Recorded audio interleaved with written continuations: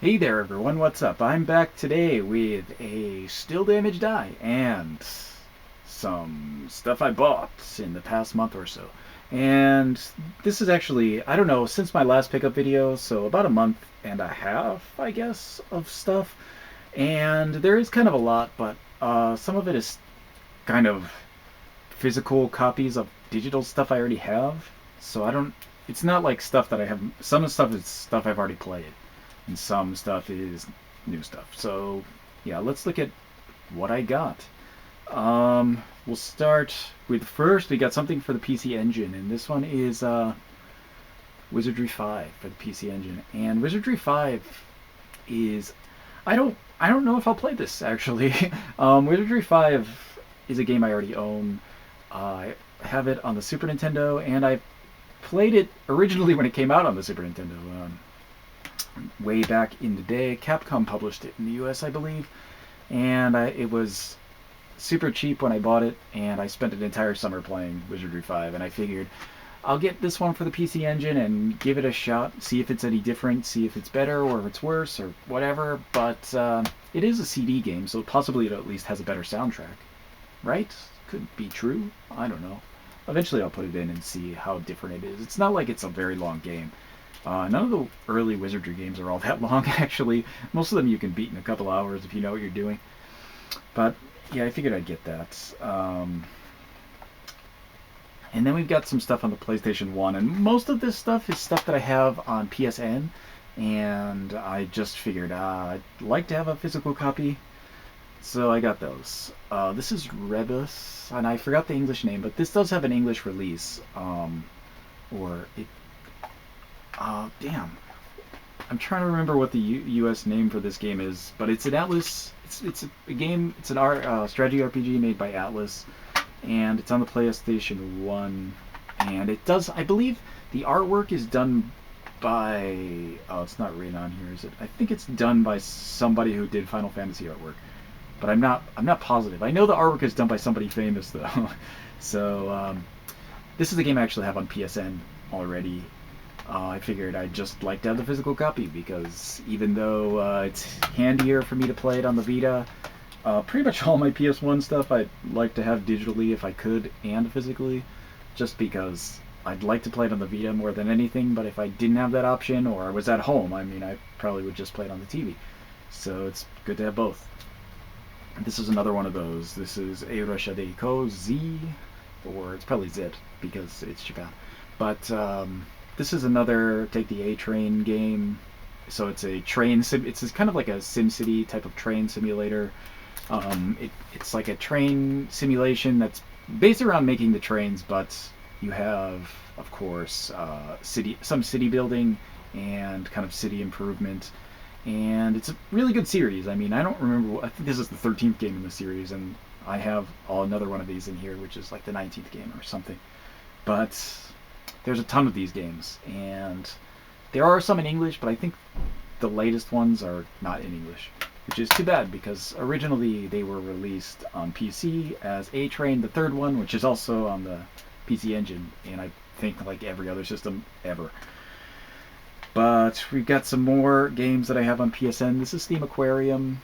Theme Aquarium is like a theme park game. Obviously, it's a theme game. It's made by Bullfrog. I think it's made by Bullfrog, right? Yeah, it is.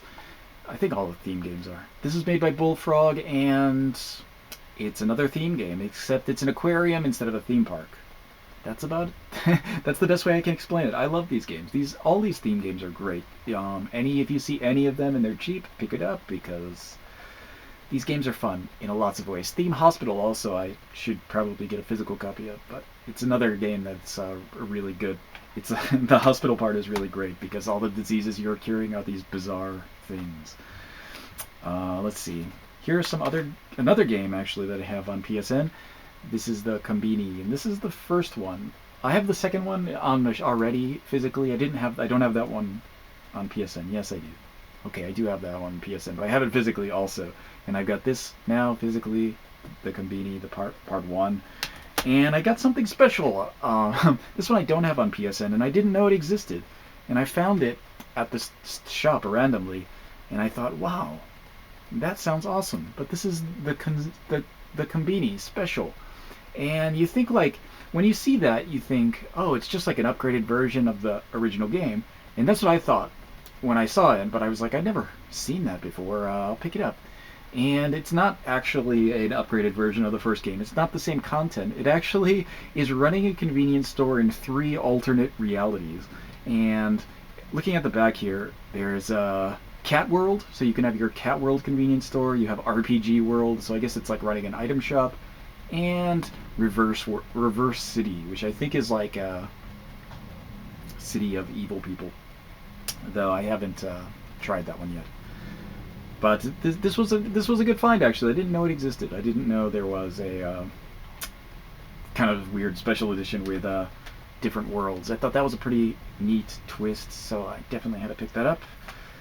And we've got next the Family Restaurant, or the Family Res, which is Family Restaurant Simulator. It's made by the same people who made the Conbini, and it's instead of running a convenience store, you're running a family restaurant, like a Denny's or something. And that's it. You kind of run the restaurants. It's pretty cool. It's pretty cool, actually. I really like these kinds of sim games, and I've got a ton of them. And I remember I said last time that I was going to make a video about sim games, and I actually shot it, but I wasn't happy with what I was saying in the video, so I didn't actually upload it, and I probably deleted it.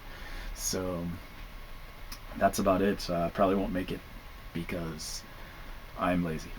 But moving on to the PS2, we've got Evergrace 2, which is a sequel to Evergrace, which is developed by From Software, and this was released in the US probably, but I can't remember what the name is. It's not Evergrace 2, it's something different. And off the top of my head, it's not coming to my head. I think it's something with a G, but I'm not sure.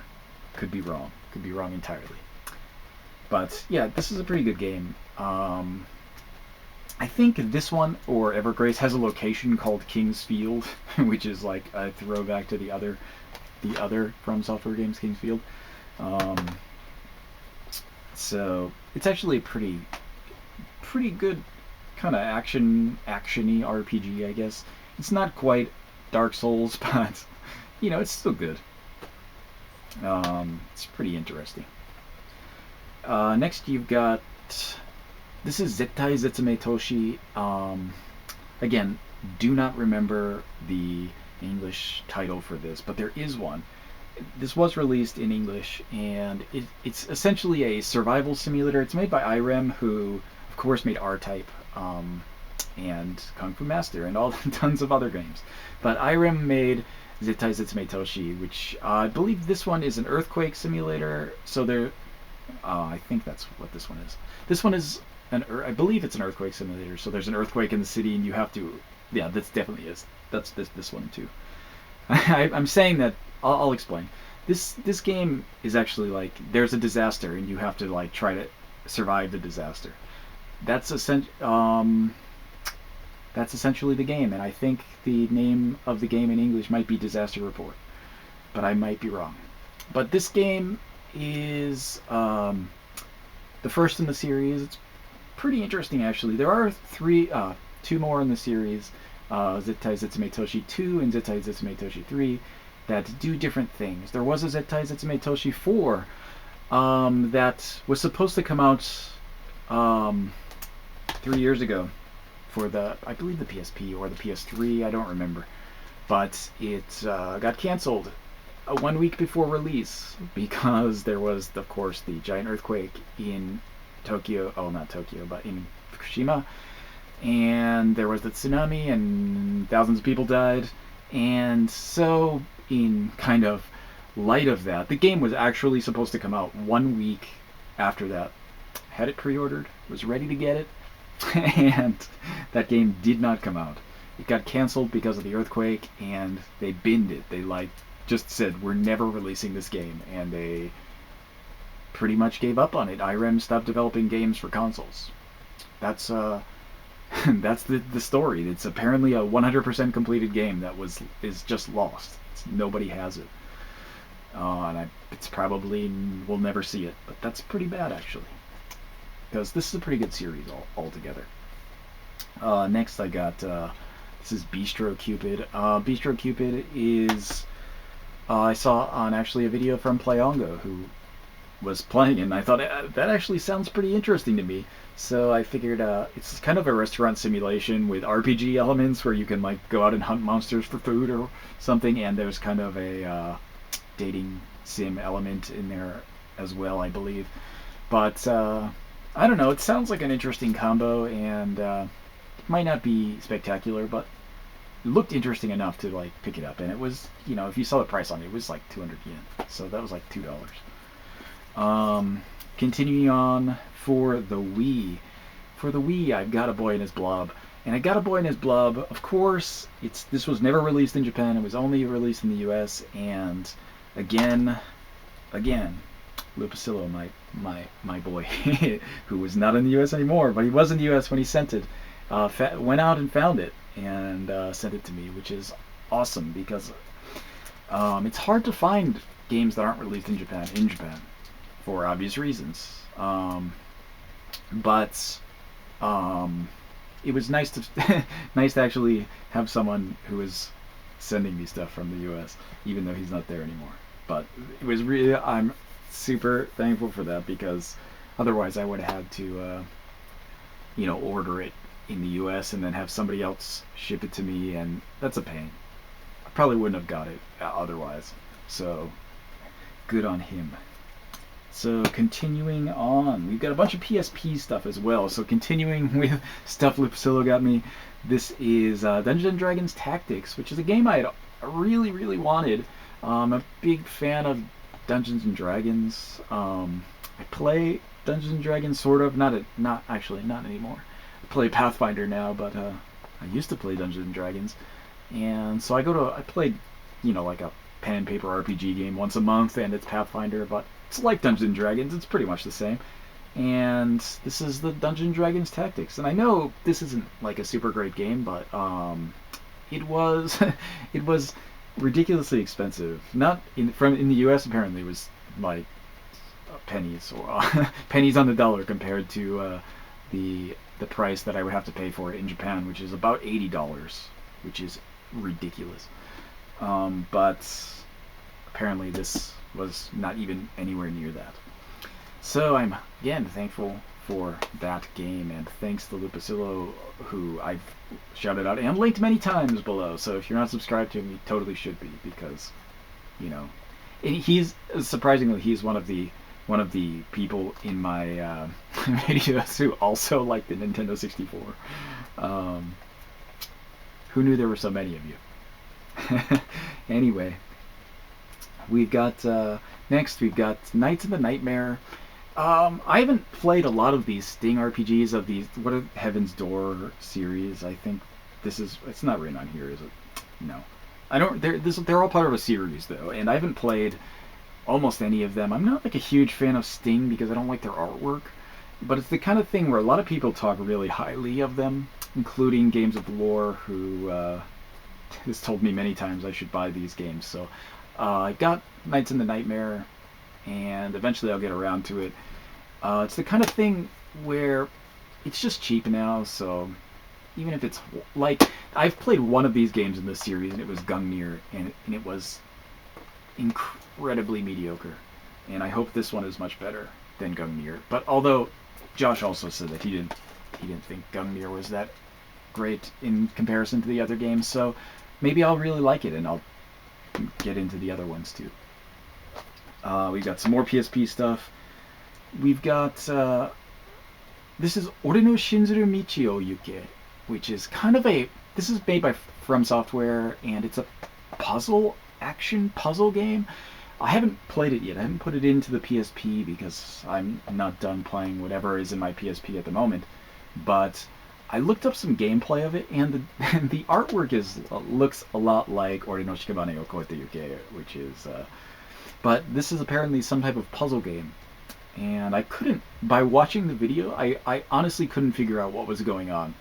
But there was kind of running over tiles on floors that would disappear, and then you would fight enemies in the room, and it seemed like you could do it multiple times, which didn't make sense. And I'm honestly wondering what the point of it is, but it looked really cool, and it's a puzzle game. So I assume once I actually play through the tutorial and everything, I'll know how to play it, and it will be good. But until then, I'm just adding it to my From Software collection until I start playing it, which will eventually happen because I am pretty excited for that one. Lastly, for the PSP, we've got this is Shin Mimi Fukuro, which is a visual novel, and it's like 50 visual novels actually. It's I believe that there's 50 stories total in this game, over 50. It says somewhere on the box, I just can't find it. Yeah, 50 stories. 50 stories, like, imagine them as just short horror stories, 50 short horror visual novels, essentially. That's exactly what this game is. And this is based on a TV show of the same name, Shin Mimi Fukuro, and it's kind of a short horror show. I mean, the horror parts of the show are 5 minutes. Each short horror section is 5 minutes, and this game is about the same. You have the kind of horror visual novel elements that are about 5 minutes each, and you kind of answer a little quiz before the story shows up, and it by the questions you answer on the quiz, it brings you to the story that matches the answer, essentially. So if it'll ask you, like, what are you afraid of, or something, and then it'll give you some multiple choice questions, and you put in, if depending on how you answer, will give you a different story from the 50 total. And I guess if you want to see all the stories, you have to answer all the questions every single way, but that's kind of how it works.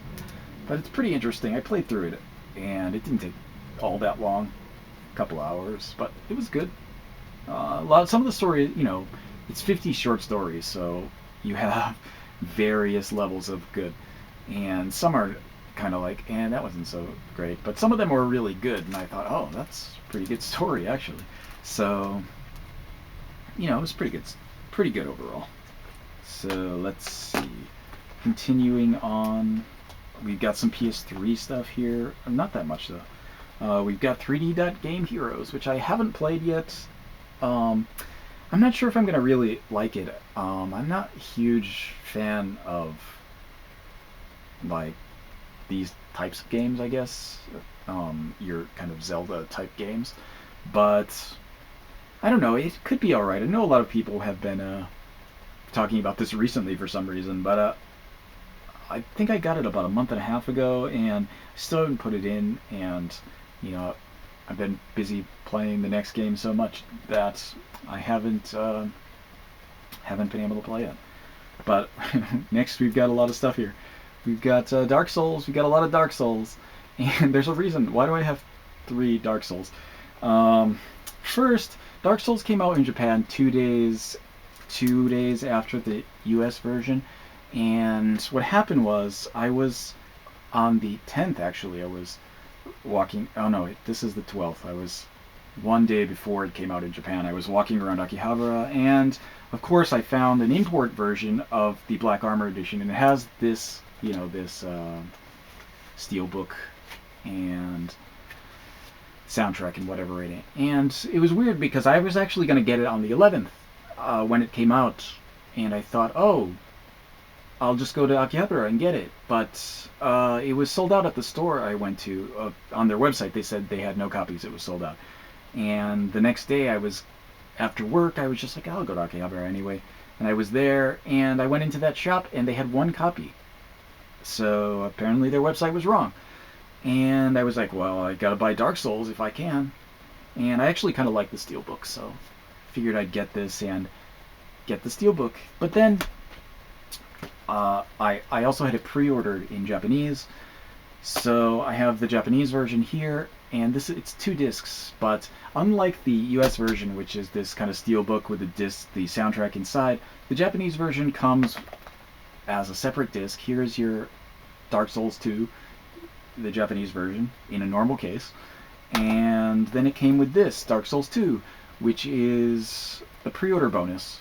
And this isn't the game, this is the soundtrack and a map, which I haven't even opened this yet. I have been playing Dark Souls 2 pretty much nonstop. I don't know. I've got a lot of it. I finished it. I've already beat it.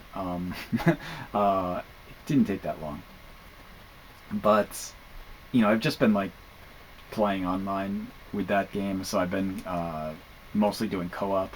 I haven't invaded anybody ever, but I do a lot of co-op, and that's about it. I finished everything apparently. I've got about, I think, 78% of the trophies already. The only things I don't have are things like that you needed to summon people. I actually played through the game entirely without a guide, which made my first playthrough long. It took about 65 hours, I think, to beat it the first time. And some stuff I stumbled upon by just dumb luck. Like, you'd go through, find bonfires, and there's some bonfires I never found. I'll probably, when I play through again on New Game Plus, I'll actually look through for where those locations are that I didn't find the first time. But surprisingly, I found all the covenants, which was miraculous that I found it without a guide. There was one, the Abyss Covenant, which is like ridiculously hard to find, and I actually found it by accident. I was co-oping in multiplayer with somebody, and they aggroed a whole bunch of enemies on me, and I got flown off a cliff, and I bounced, and I happened to die by getting thrown off the cliff, obviously, but I landed next to the secret door where the Covenant was, the hard to find part of the Covenant at least. And I thought, wow, that was really lucky. So I actually found all the Covenants and found the secret bosses. I beat all the bosses. I did do an all boss run for my first run. And I did beat the Dark Lurker, which was ridiculously easy. I thought like that boss was supposed to be like a special boss, like a super secret tough boss, but I literally beat it on the first try. Like, it was stupid easy. And then there was the king, with the king who you're not supposed to fight, and the dragon you're not supposed to fight, but you can fight. And the king was annoying because he would one-shot me if he hit me, so I had to like come up with a good I'm playing as a mage. I like almost never upgrade my health or any of my stamina at all. It's still like 10 or something. I think I upgraded just a little bit, but I think all my like health and stamina are 10, so I didn't upgrade that stuff at all. So the king would one-shot me every time, so beating him was a little rough, only because like I had no leeway. If I screwed up at all, I was dead. So that one took a bunch of tries. I'll admit, that one was a tough battle, but eventually I did win, so no problem there. But I guess I gotta play through New Game Plus to get all the spells and miracles and things, because apparently that's how it works. There's different souls you can get in only a New Game Plus, so, or with a bonfire acidic. But I didn't use any of those, even though I have like 30 of them. Whatever. Continuing on, even though I've been playing Dark Souls almost exclusively for the past week and a half, before that I was playing this game, Ryuga Gotoku Ishin, which is Yakuza Restoration, and I did beat this, and I will eventually put up an impressions video. I've just been, I got this eye thing going on, and it like makes me not want to make videos so much. But this game was awesome. I really liked it. I really liked the setting. It's definitely the best side story. I still like 4 and 5 better, but this one is still a really good entry in the series. So I'll talk about it more in my impressions video whenever I put it up, but it will go up eventually. So look forward to that, I guess. And continuing on to more handheld stuff, we've got a Russia Deiko 3D on the 3DS. This is the newest Take the A-Train game, and it's hard. It was hard, and it's like the tutorial took 10 hours. That was longest tutorial ever. Seriously. And it's not to say that like the tutorial is unnecessary, because there's so much stuff, and if you never played the game before, you would probably need that kind of intro to what all the tools do. There's like pages and pages of stuff you have to learn, and doing it all together with with setting goals in the game and doing it on the hardest levels, it's hard. It's really hard. Um, I think I'm not. I really like these kind of simulation games, but I'm not spectacular at them. And this one is hard. I did beat it though. I was gonna put up a impressions video of this too, but I don't know if anybody wants to see it. It's um, not a game that you could really import. It's not even a game you could even remotely enjoy, I think, without having it Japanese knowledge. But yeah, and finally we got some stuff on the Vita. Of course, we've got Kagero Dark Side Princess, which is Deception 4, and I did do an impressions video for this, and this game was fun. I enjoyed it a lot. Lots of good times with this, and lots more good times to come, because I still haven't beaten all the challenge missions, but I did beat the story twice, and I played through about half of the challenge missions before, moved on to the next game, which came out shortly after, and that is Soul Sacrifice Delta. And Soul Sacrifice Delta comes with this art book, which is pretty good actually. So the art, it's called Soul Sacrifice: The Art of Magic, and it's a pretty good art book. There's lots of great art in here, and it's also, big and pretty thick for a freebie. I'm pretty happy with the art book, but Soul Sacrifice Delta, it's kind of your upgraded version, so your Monster Hunter G version, but it's more than that. And I will do an impressions video on this to talk about it more in depth, but there are a lot of new things in this game. There's a ton of new missions, about 150 at least new missions, a ton of new bosses, a bunch of new areas, a bunch of new spells, a bunch of new ways to use the spells, and some of the spells are changed, so you can't use the same strategies anymore because the spells have slightly different effects in some cases. So it doesn't feel like it doesn't seem like it's a kind of DLC kind of upgrade. It feels like almost a new game, except for the story elements being the same in some cases. There are a lot of new story characters introduced, and there's a ton of new story characters introduced actually, because there's two different factions two extra factions, including Avalon, that you can join. So there's a ton of stuff going on in this game, and the different factions drastically change the playstyle of the game. It's a pretty substantial update. So if you were thinking like, I don't want to get Soul Sacrifice Delta because it's just an update with more missions, it's not. It's really, even if you played the first game and you're thinking like, is it going to be worth getting this as an update, even if I already played the first one a ton? Yes, it's totally worth it. But I will go more into depth with it once I finish everything. I don't know when that will be, because I've got so much stuff that I'm kind of doing, and I'm busy, and I haven't had a ton of time to play it. So once I get more into it or finish it, I'll do an impressions video. So that will do it for my pickups over the past month and a half or so. Yeah, I'm just playing Dark Souls now though, so there's not much more to talk about. Just Dark Souls, and more Dark Souls. So yeah, back to that.